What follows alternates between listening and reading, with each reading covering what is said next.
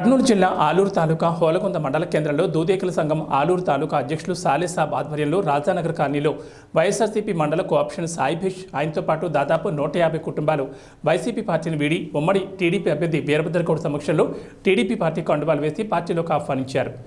అనంతరం వీరభద్రగౌడ్ మాట్లాడుతూ మన తెలుగుదేశం పార్టీతోనే సంక్షేమ అభివృద్ధి సాధ్యమని, గ్రామాలు అభివృద్ధి కావాలంటే చంద్రబాబు రావాలని అన్నారు.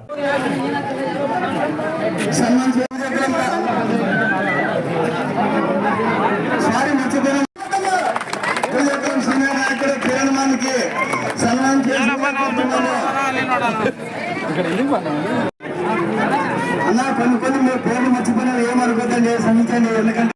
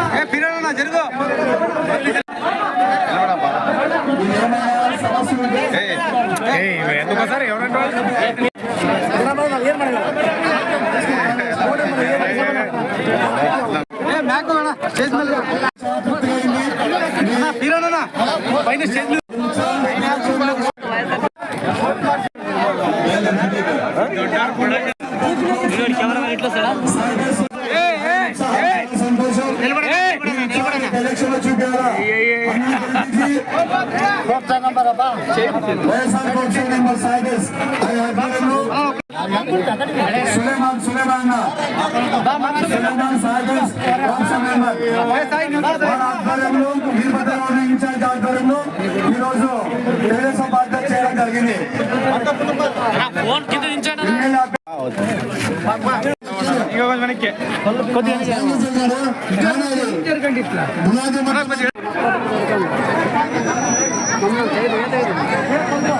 సైలెన్స్ ఇచ్చారు, వాల్మీకి సామాజిక వర్గానికి మళ్ళా మంత్రాలయం ఇచ్చారు.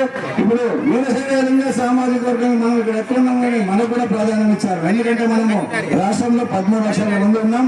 ప్రతి చోట కూడా వీరశైలి ఒకటి కురువ నాగరాజు. ఒకటి మీరు ఇక్కడ ఆలోచించాలి, కర్నూలు పార్లమెంట్ లో అన్ని సామాజిక వర్గాలు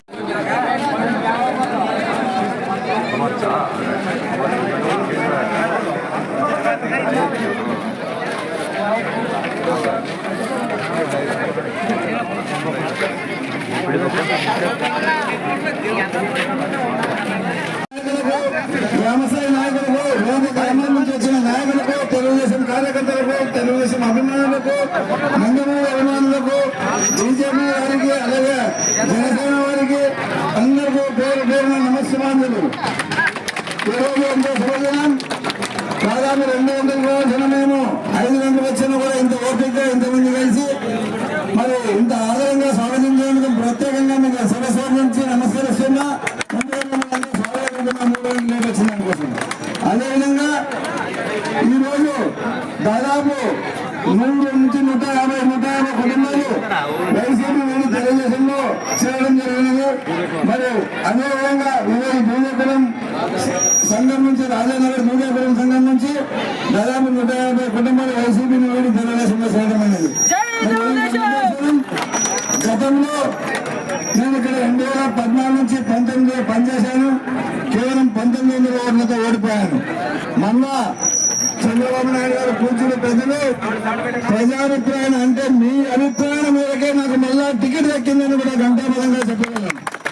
కనుక ఈసారి మనం అంతా అఖండ మెజారిటీతో మీరు నన్ను అదేవిధంగా ఎంపీని గెలిపించాలని నేను కోరుతున్నాను. అంతకుముందు గతంలో 2014 నుంచి 19 వరకు దాదాపు మా ఇన్ఛార్జ్ చేసేంత పనులు మేము చేసాము. ఇక్కడ చేతనైనంత పనులు మరి ఇదే స్ట్రీట్ లో 20 లక్షలు సీసీ రోడ్ వేసాము. అదేవిధంగా 48 లక్షలతో మన షాదీఖాన్ కూడా ఇక్కడ నిర్మించాం. కాకపోతే ప్రభుత్వం మారిపోయింది. అప్పటి వరకు పునాది వేశాం, మిగతా పనులు కూడా ఈ 5 సంవత్సరాల్లో వాళ్ళు చేయలేదు. మరి ఎలాంటి ప్రభుత్వం మీద మీరు ఒక్కసారి ఆలోచించుకోండి. ఈరోజు మన ప్రభుత్వం ఏర్పడగానే మీకు షాదీఖాన్ ఇంకా మీ ఏరియాలో ఉన్న సీసీ రోడ్డు, డ్రైనేజ్ మరి ఇంటింటికి మళ్ళీ అన్ని కూడా ఇస్తామని ఈ సభాముఖంగా మీకు తెలియజేస్తున్నా. అదేవిధంగా ఈరోజు మీరందరూ చూస్తున్నారు 6 ప్యాక్ బాబు షూరిటీ భవిష్యత్ గ్యారంటీ. యువతలకు దాదాపు 20 లక్షల ఉద్యోగాలు కల్పిస్తాం. మరి ఉద్యోగం వచ్చేంత నిరుద్యోగ వృత్తి కూడా 3,000 రూపాయలు ఇస్తున్నాం. అదేవిధంగా మహిళలకు చదువుకునే విద్యార్థులకు 15,000 రూపాయలు ఇస్తున్నాం. ఇంట్లో ఎంతమంది ఉంటే అంతమందికి 15,000 రూపాయలు ఇస్తాం. అదేవిధంగా ఆడబిడ్డ 18 ఏళ్ళు నిండినాక మన 50 ఏళ్ళ లోపల దాదాపు 15,000 రూపాయలు నెలకు ఇవ్వబోతున్నాం. అదేవిధంగా గతంలో మనం దీపం పథకం పెట్టాం. మరి దీపం పథకంలో ఉచిత గ్యాస్ అందించిన ఘనత చంద్రబాబు నాయుడు గారికి దక్కుతుందని మీకు అందరూ తెలియజేసుకుంటున్నాం. మరి ఈ ప్రభుత్వం అవన్నీ రద్దు చేసింది. మళ్ళా మన ప్రభుత్వం రాగానే దాదాపు ఒక కుటుంబానికి 3 గ్యాసులు ఉచితంగా కూడా ఇస్తామని సరైనగా తెలియజేసుకుంటున్నాం. అదేవిధంగా మహిళలకు ఉచిత బస్సు ప్రయాణం కూడా కల్పించబోతున్నాం. అదేవిధంగా 50 ఏళ్ళ పైన బీసీలకు అందరికీ 4,000 పెన్షన్ కూడా ఇవ్వబోతున్నాం. అదేవిధంగా వికలాంగులకు మరి 3,000 నుంచి 6,000 పెన్షన్ ఘనత కూడా మన ప్రభుత్వం ప్రభుత్వం దక్కుతుందని మీకు అందరికీ సమయంగా తెలియజేసుకుంటున్నా. అదేవిధంగా దాదాపు రైతు కూడా 20,000 రూపాయలు చేతులు ఇస్తున్నాం. మరి ఇవన్నీ సంక్షేమ పథకాలు అయితే మరి అభివృద్ధి పథకం కూడా ఎలా ఉంటుందో మీరు ఒక చూడాల్సిన అవసరం ఎంతో ఉంది. గతంలో నేను ఇన్ఛార్జ్ లో ఉన్న